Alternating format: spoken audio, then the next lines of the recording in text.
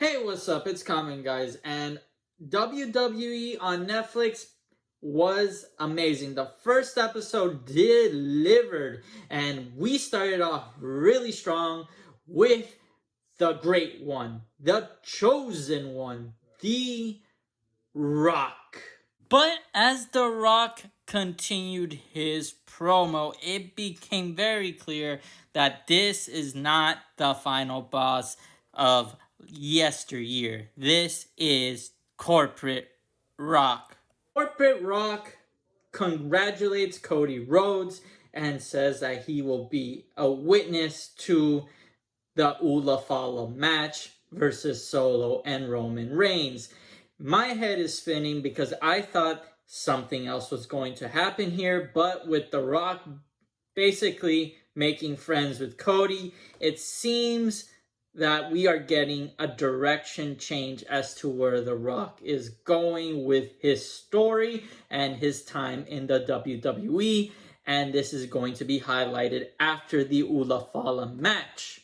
Now, as for the Ula Fala match to determine who will be the head of the table, it went as anyone would expect. Solo relying on his bloodline, Roman relying on his bloodline to interfere and try to get him the victory. The biggest surprise of that match is when Kevin Owens interfered and Cody came in to stop that from happening. With all that occurring, Roman eventually does get the victory over Solo and asks Paul Heyman to put the Ula Fala around him, only for If You Smell What The Rock Is Cooking comes out, puts the Ula Fala around Roman's neck without any incident or betrayal. With The Rock putting the Ula Fala on Roman Reigns, it established one thing in my mind. Rock versus Cody is done. I do not think we're getting that match. I think The Rock knows his schedule is extremely difficult, especially between prioritizing Hollywood and WWE.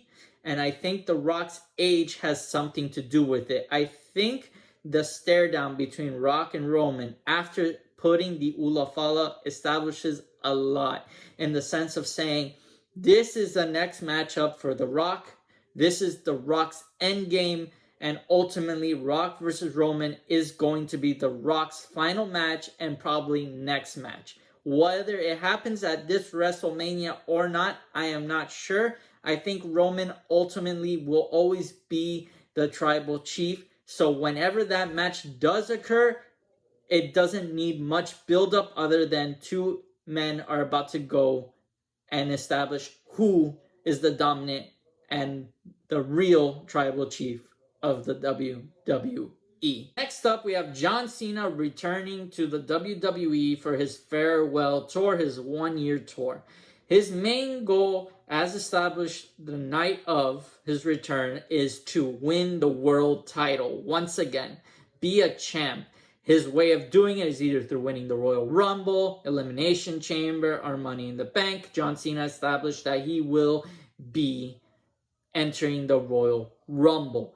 My opinion is he's not going to win the Royal Rumble because his motto is never give up, and life is not that easy, so he's going to go through the struggle of getting that match. When he does get that match, it will be legendary, but I do not think it's going to start at the Royal Rumble. He's probably going to have to work a few more pay-per-view or PLEs to get to the world title match. He will get it, though. Next up, we have Rhea Ripley versus Liv Morgan, and this was one feud that I was done with. Done with in the sense that I've seen it all before. Rhea dominates Liv, and Liv cheats her way either by using Dominic or Raquel Rodriguez to get her the victory. I was hoping that tonight would be the end of that so that Rhea could move on to another opponent, preferably Io Sky, because Io Sky definitely deserves another shot at that title. And tonight delivered. Despite the Dominic and Raquel Rodriguez interferences, Rhea finally pins Liv for the 1, 2, 3.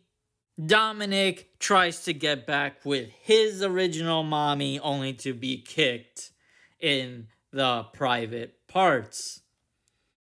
And I am happy that this feud is finally over. Next up, we have Jay Uso versus Drew McIntyre. And this is a feud that was established really late in the game because Drew is on a rampage through the bloodline to get what he wants. And what he wants is revenge on Roman Reigns.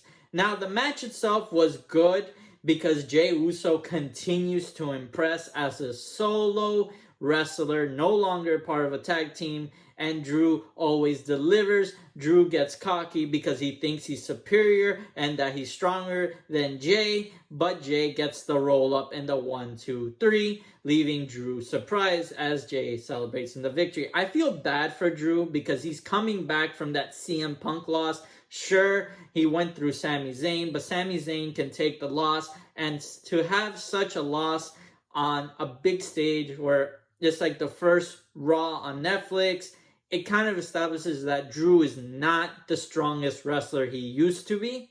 But I think WWE can rehab the character after the last match occurred.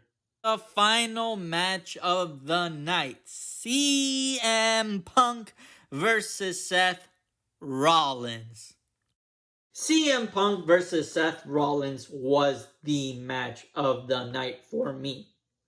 The audience was into it by screaming CM Punk and Seth's name right down the middle. Seth, with his hatred for CM Punk, telling the ref to stop the count out because he wants to beat up CM Punk in front of the crowd that constantly says his name.